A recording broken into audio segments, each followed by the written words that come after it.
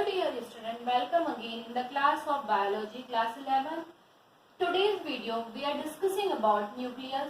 Generally, nucleus are the center largest organelle of the eukaryotic cell. It is visible with the light microscope and revealed by the electronic microscope. If we talk about the discovery of nucleus, so it's first observed by the scientist Anton van Leeuwenhoek and the first describe by Robert brown. ठीक है, इसकी discovery observation जो थी सबसे पहले एंटन van Leeuwenhoek ने की थी और इसकी डिस्कवरी डिस्क्राइब इसको सबसे पहले किया था रॉबर्ट ब्राउन ने. ठीक है, अगर हम बात करते किसके अंदर किया था तो उन्होंने किया था ऑर्चिड सेल के अंदर. कब किया था? इन 1831. ओके, अगर हम बात करते हैं न्यूक्लियस जो होता है सभी यूकैरियोटिक सेल के अंदर प्रेजेंट होता है. कुछ के अंदर मैच्योर सेल जो होते हैं उनके अंदर न्यूक्लियस देखने को नहीं मिलता. जैसे मैमल्स की red blood cell loss their nucleus in the maturity time. मतलब जब मैच्योर हो जाती है रेड ब्लड सेल तो क्या होता है, न्यूक्लियस जो होता है वो एब्सेंट हो जाता है मैमल्स की सेल में. फ्यू जनरली अगर हम बात करते हैं तो फूड कंडक्टिंग फ्लोएम जिसे हम सेप ट्यूब बोलते हैं फ्लॉवरिंग प्लांट के, वो भी क्या कर देते हैं, सेप tube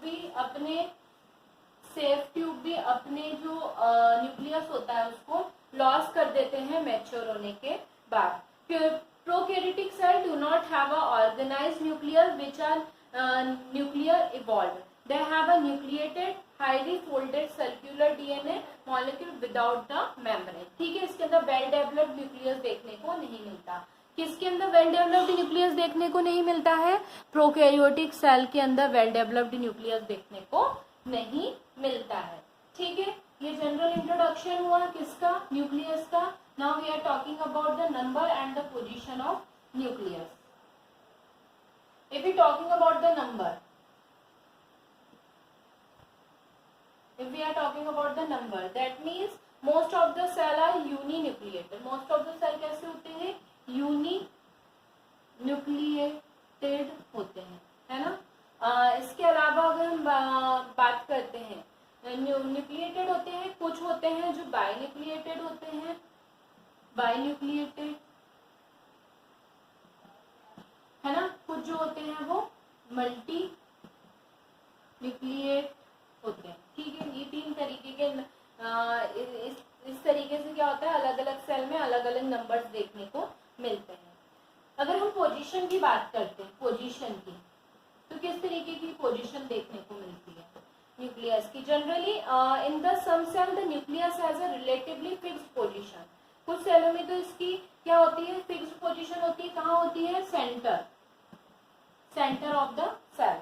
centre of the cell fix position देखने को मिलती है. It may move around freely may be found anywhere in the cell. Gland cell have a nucleated at the base. Gland cell जो होते हैं उनके बेस में भी न्यूक्लियस देखने को मिलता है. In mature plant cell, nucleus is pushed to the one side from the center of the enlarged space shaped vacuoles. आप प्लांट सेल के बारे में जानते हैं. प्लांट सेल के अंदर वैक्यूल्स काफी बड़े होते हैं, उसके कारण वो कॉर्नर में क्या हो जाते हैं, शिफ्ट हो जाते हैं. कौन? न्यूक्लियस कॉर्नर में शिफ्ट हो जाता है उसका सेप न्यूक्लियस के बड़े होने के कारण. तो अलग अलग सेल्स में अलग अलग नंबर देखने को मिलता है. और वहीं एडिपोज टिश्यूज जो होते हैं उसके अंदर पेरिफेरल न्यूक्लियस देखने को मिलता है. मतलब उनके जो पेरिफेरल रीजन होते हैं वहां पे देखने को मिलता है. अब हम फॉर्म की बात करते हैं. फॉर्म दैट मीन्स की शेप. Some of the cell nucleus has relatively fixed position. Shape of the nucleus may be related to the shape of the cell. Cell का शेप कैसा होगा उसके ऊपर न्यूक्लियस का शेप डिपेंड करता है. Nucleus is spherical in the rounded shape में हो सकता है. Spherical in rounded, then cuboidal, then इसके अलावा अगर बात करें many side cell,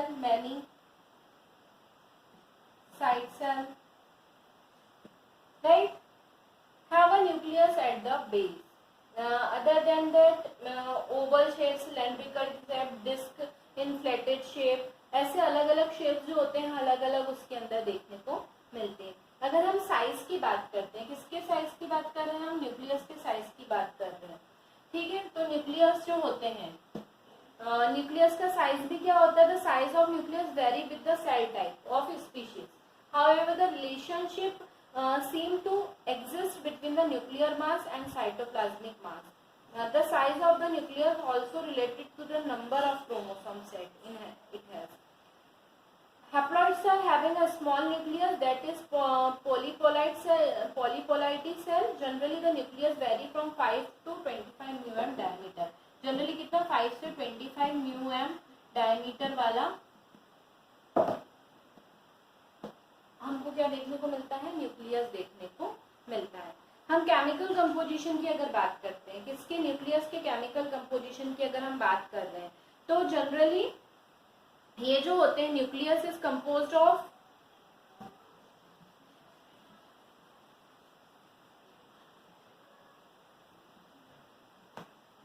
now we are talking about the composition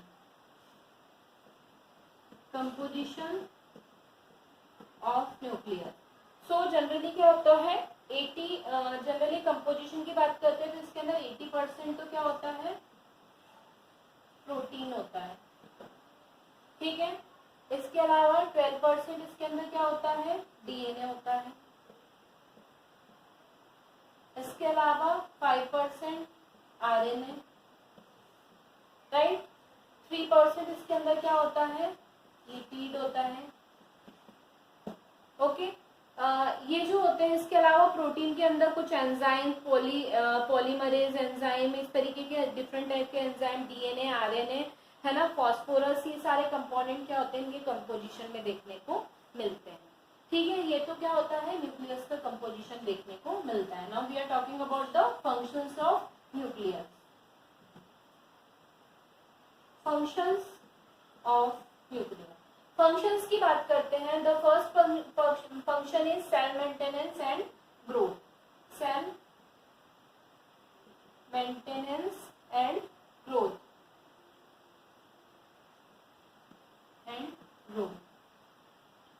This was the first function of nucleus.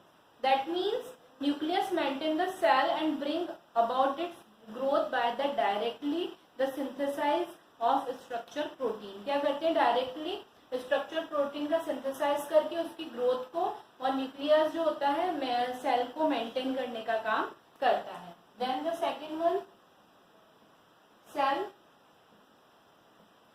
Metabolism. Cell metabolism, that means it also help in the regulating of cell metabolism, directly synthesis and functioning of protein. Okay. The next one, genetical information. You all are aware that nucleus contain RNA and DNA. Okay. Due to the containing of this genetical, they help in the reproduction and they also decide for the structure and metabolism. The next one, cell replication. अगर यहाँ पे DNA पाया जाता है तो obviously cell के replication की process भी कहाँ पे ब्रिंग होती है? यहीं पे सेल रेप्लिकेशन भी न्यूक्लियस के अंदर ही देखने को मिलता है। देन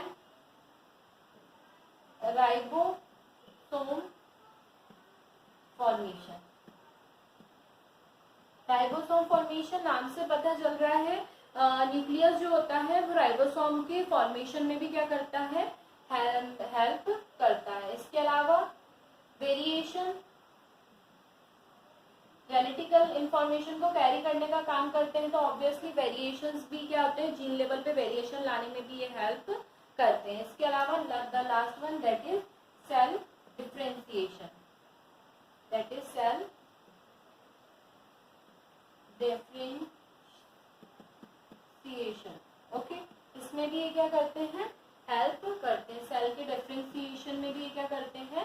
हेल्प करते हैं। Nucleus bring about the cell differentiation by keeping only certain gene operated in the particular cell. Okay, this is the main functions of nucleus. Now we are discussing about nucleus and wall. Okay, the next, अब हम internal structure, nucleus के internal structure के बारे में discuss करेंगे. सो nuclear का दूसरा जो है that is nuclear envelope. Okay students, so we are discussing about the internal structure और the whole structure of nuclear. तो न्यूक्लियर की जो आउटर मेम्ब्रेन होती है that is called nuclear envelope. Nuclear, if we talking about nuclear envelope, they are consist of two membrane.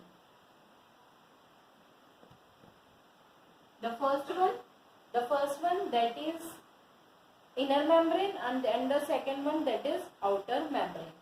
Outer and inner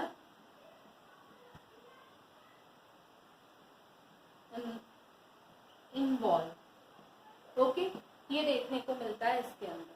generally ये जो होते हैं कितना 200 to 400 एंगस्ट्रॉन इसकी क्या होती है, ब्रीथ होती है, राइट. 200 to 400 एंगस्ट्रॉन इसकी क्या होती है, ब्रीथ होती है. हर एक मेम्ब्रेन जो होती है सेल मेम्ब्रेन, उसके अंदर एक स्पेसिफिक स्ट्रक्चर देखने को मिलता है. और साथ साथ में ये जो होते हैं क्या होता है इसके अंदर, nuclear involvement expected rapidly when the dormant cell resume active and start preparing DNA and RNA. मतलब ये क्या करते हैं, डीएनए आरएनए के जो प्रिपरेशन होती है उसमें भी हेल्प करते हैं. इनर मेम्ब्रेन जो होती है फ्री होती है राइबोसोम को फॉर्मेशन करने में, और साथ साथ में स्मूथ राइबोसोम को ये क्या करते हैं, बनाने का काम करते हैं. सेमी परमेबल मेम्ब्रेन की अगर हम बात करते हैं तो ये भी परफॉर्म करते हैं सर्कुलेशन में न्यूक्लियर पोर के, और अबाउट 1000 to 10,000 पोर पर न्यूक्लियस देखने को मिलते हैं. कितने पोर्स, 1000 to 10,000 न्यूक्लियस पोर देखने को मिलते हैं. ठीक है, ये जो होते हैं, ये जो पोर्स होते हैं कहाँ पे, इनर और आउटर मेम्ब्रेन जो होती है उनके एजेस पे देखने को मिलते हैं. ठीक है, और हर एक पोर जो होता है they fitted with a complex protein structure that is called pore complex. Okay, that is called pore complex. Other than that, they also contain the spoken enclosed channels between the inner and outer membrane. They have help to passes the macromolecules such as RNA, tRNA, mRNA, ribosome, protein, nucleus, enzyme, etc. Other than that, the nucleus evolved disappear for a short time during the cell division. Cell division के समय क्या हो जाती है, हम next जो chapter है that is cell division, हम उसके अंदर सेल जो है सेल डिवीजन पढ़ेंगे तो उसके अंदर हम देखेंगे कि एक समय सेल डिवीजन में ऐसा आएगा जब ये न्यूक्लियर जो है वो पूरी तरीके से क्या हो जाएगी, खत्म हो जाएगी, या थोड़ी देर के लिए क्या हो जाएगी, डिसअपियर हो जाएगी. ठीक है, इसके अलावा अगर हम इसके ओरिजिन की बात करते हैं तो क्या होता है, फ्यूजन जो वेसिकल्स होते हैं, स्मॉल वेसिकल्स होते हैं, उनके फ्यूजन के थ्रू प्रोफेज स्टेज में इसका फॉर्मेशन होता है. अब हम इनके किसके फंक्शंस की बात करते हैं कि इनका मेन फंक्शंस क्या होता है, क्यों ये न्यूक्लियस के लिए जरूरी है या क्यों ये सेल के लिए जरूरी है. तो we are discussing about the functions. अगर हम फंक्शंस की बात कर रहे हैं तो इसका फर्स्ट फंक्शन जो होता है maintain the shape of nucleus. ठीक है, मेंटेन, जैसे हमारी स्किन हमारी बॉडी के शेप को मेंटेन करने का काम करती है, मेंटेन द शेप. ठीक है, न्यूक्लियस की शेप को मेंटेन करने में हेल्प करता है. इसके अलावा they keep the nucleus consist take place distinguish from cytoplasm. मतलब साइटोप्लाज्म को क्या करता है, न्यूक्लियस सेप जो होता है उससे अलग करने में भी हेल्प करता है. The pore allow exist ribosome subunit tRNA and mRNA. It also regulate the flow of material into the out of the nucleus. ठीक है, उसके फ्लो में भी ये क्या करता है, हेल्प करता है. इसके अलावा अगर हम बात करें तो ये जो होते हैं इसके अंदर क्या देखने को मिलता है कि इसके अंदर देखने को मिलता है कि अलग अलग सेल में अलग अलग तरीके से ये बिहेव करते हैं. देन द नेक्स्ट, ये हमने न्यूक्लियर इन्वॉल्व के बारे में बात किया था. ठीक है, मतलब आउटर मेम्ब्रेन के बारे में बताया था, इसके फंक्शन देख लिया, इसका स्ट्रक्चर देख लिया, कंपोजिशन देख लिया. अब हम बात करेंगे न्यूक्लियर सेप के बारे में. मतलब ये लिक्विड पार्ट होता है जो न्यूक्लियर के बीच में भरा हुआ रहता है. Nucleoplasm the clear non stain fluid material in the nucleus. मैंने बता दिया फ्लूइड मटेरियल होता है जो क्या होता है, रॉ मटेरियल काय का बना हुआ होता है. जनरली रॉ मटेरियल जिसके अंदर न्यूक्लियो पेप्टाइड होते हैं, राइट। इसके अलावा कुछ एंजाइम्स होते हैं, डीएनए, आरएनए, राइट। इसके अलावा मेटल आयंस होते हैं, ठीक है। ये सारी चीजें इसके अंदर क्या होती है, देखने को मिलती है। अलग अलग टाइप के एमआरएनए, आरआरएनए, टीआरएनए ये सब देखने को मिलते हैं। इन सब से मिलके राइबोसोम की कुछ यूनिट होती है, प्रोटीन होते हैं। इन सब से मिलके क्या होता है, किसका फॉर्मेशन होता है, न्यूक्लियर सेप का फॉर्मेशन होता है। अगर हम इसकी बात करते हैं तो इसके फंक्शंस क्या होते हैं, इसके फंक्शंस होते हैं, it is a set of synthesis of DNA and RNA in a ribosomal unit. मतलब इसका मेन फंक्शंस क्या होते हैं, इसके main function, we are discussing about the function. इसका मेन फंक्शन होता है कि ये क्या करते हैं, जनरली जो डीएनए और आरएनए जो होते हैं वो साइट होती है जहाँ पे डीएनए, आरएनए और राइबोसोम की सब यूनिट का सिंथेसाइज होता है, ठीक है। सिंथेसाइज डीएनए, आरएनए, ठीक है, और राइबोसोमल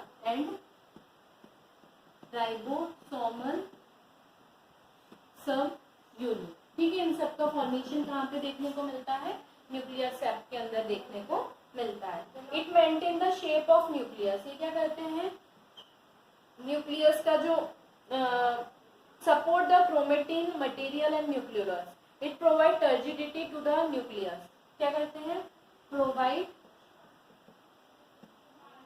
टर्जिडिटी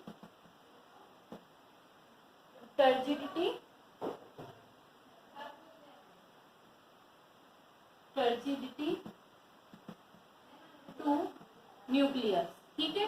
इसको टर्जिडिटी देने में भी ये क्या करते हैं, हेल्प करते हैं।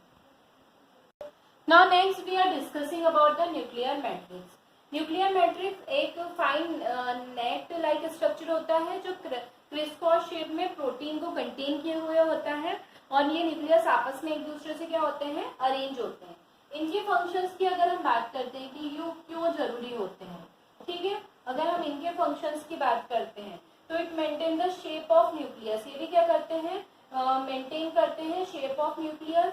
Chromatin fibers are anchors to nuclear matrix. The mechanism for the various nucleus activities such as replication, transcription is associated in this matrix. जितनी भी रेप्लिकेशन की मेथड होती है, रेप्लिकेशन, ट्रांसक्रिप्शन, ये सारी मेथड भी कहाँ पे कंप्लीट होती है, न्यूक्लियर मैट्रिक्स में ही कंप्लीट होती है, ठीक है। इसके बाद नेक्स्ट जो न्यूक्लियस का पार्ट होता है that is chromatin. What we discuss chromatin. Chromatin is a thread-like structure which helps to synthesize the DNA and RNA. Okay, chromatin means the colored material. Indicate the ability to material each take up by the microscope examination. Chromatin occur non-individual nucleus filamented, termed as chromatin fiber. Right? During the cell division अलग अलग तरीके के chromosome का जो synthesis होता है वो इस क्रोमेटिन के थ्रू ही देखने को मिलता है। The fine number of chromosome appear in the cell, each species chromosome consist of identical half that is called chromatin. मतलब क्रोमोसोम जो है, ये क्रोमोसोम का स्ट्रक्चर, इसका हाफ आइडेंटिटी जो होती है, हाफ पार्ट जो होता है दैट इज कॉल्ड क्रोमेटिन। इनका जो सेंटर पार्ट होता है दैट इज कॉल्ड सेंट्रोसोम, ठीक है, इसको सेंट्रोसोम बोला जाता है, क्रोमेटिन बोला जाता है। और इनके बीच में जहाँ अरेंजिंग पॉइंट होता है that is called satellite. Okay, अगर हम क्रोमोसोम की बात करते हैं तो जनरली 4 टाइप के क्रोमोसोम देखने को मिलते हैं। Now type of chromosome, type of chromosome की बात करते हैं तो इसके अंदर 4 टाइप के क्रोमोसोम देखने को मिलते हैं। सबसे पहला होता है मेटा क्रोमोसोम।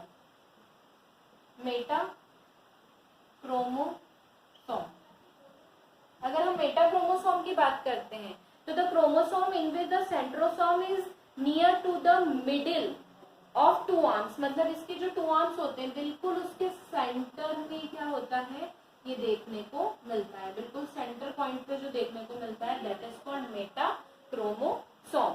इसके बाद दूसरा होता है सब centric chromosome, this chromosome in which the centrosome is slightly away from the middle portion. ठीक है, सब सेंट्रिक नाम से पता चल रहा है, सब सेंट्रिक क्रोमोसोम है ना, मेटा क्रोमोसोम, मेटा क्रोमोसोम। इसके अंदर क्या हो जाता है, जो सेंट्रोसोम होता है वो थोड़ा सा सेंटर पोजीशन से अवे हो जाता है, ठीक है, उससे क्या हो जाता है, थोड़ा सा दूर की तरफ देखने को मिलता है।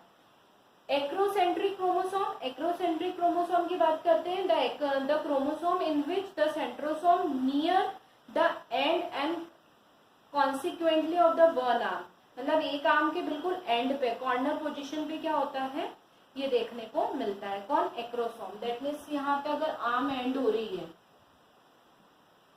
तो इसके बिल्कुल छोटे से हिस्से में क्या होता है, क्रोमोसोम देखने को मिलता है, that is called acrocentric chromosome, right. इसके अलावा अगर हम बात करते हैं तो लास्ट जो होता है वो होता है telocentric, the chromosome in which centrosome at the tip of chromosome and the arm of one side only, इसमें सिर्फ एक साइड की आर्म देखने को मिलती है, इस तरीके से, ठीक है, इसको बोला जाता है टीलोसेंट्रिक क्रोमोसोम। ऐसे 4 तरीके के क्रोमोसोम जो होते हैं जनरली देखने को मिलते हैं। अगर हम इनके केमिकल कंपोजिशन की बात करते हैं, now we are discussing about the type of chromosome, जो क्रोमेटिन्स से ही मिलके बने हुए होते हैं, chromatin fibre make together and they help to formation of chromosome. There is a 4 type of chromosome, that is metacentric chromosome, submetacentric chromosome, acrocentric chromosome and telocentric chromosome. Now we are discussing about the chemical composition. The chromatin fiber consists of linear DNA. Composition linear DNA. Okay, they are composed of linear DNA. Associate with the protein. कुछ proteins कौन-कौन से, जैसे histone protein है ना। इसके अलावा हम बात करें तो नॉन हिस्टोन प्रोटीन, इन सबसे मिलके क्या होते हैं, ये बने हुए होते हैं एंजाइम्स, डीएनए, आरएनए, ओके, इन सब से मिलके ये क्या होते हैं, बने हुए रहते हैं, कौन, क्रोमेटिन, ओके। ये जो होता है इसके अंदर लास्ट जो टॉपिक है, this is completion of chromatin. Now the last topic is that is nucleus, nucleolus. Nucleolus बात करें तो that is also called little nucleus. Nucleus का सेंटर पार्ट होता है न्यूक्लियोलस। इसकी डिस्कवरी जो थी जनरली क्या था, फॉन्टेन है ना, डिस्कवरी किसने करी थी, फॉन्टेन नाम के साइंटिस्ट ने की थी, इन विच ईयर 1781, ठीक है। और इसका डिस्क्रिप्शन जो था, इसको डिस्क्राइब किसने किया था, वेजनर नाम के साइंटिस्ट ने, कब किया था, इन 1814, ठीक है, इसका डिस्क्रिप्शन उन्होंने दिया था। हम इसकी बात करते हैं तो जनरली ये मैट्रिक्स से और एक डार्क लाइन जो होती है वो देखने को मिलती है इसके अंदर, आरएनए, प्रोटीन, इन सब से मिलके क्या होता है, कंसिस्ट हुआ होता है। तो इस तरीके से क्या होता है, पूरा जो होता है न्यूक्लियस का स्ट्रक्चर होता है, जो structure nucleolus, chromatin, chromatin matrix, nuclear shape, other than क्या बोलते हैं, न्यूक्लियर इन्वॉल्व, इन सबसे मिलके क्या होता है, न्यूक्लियस का स्ट्रक्चर कंसिस्ट होता है। और इस न्यूक्लियस के साथ ही our chapter cell the unit of life also has been finished. Now in next class we are starting our new chapter. Till then, have a nice day. Goodbye, student.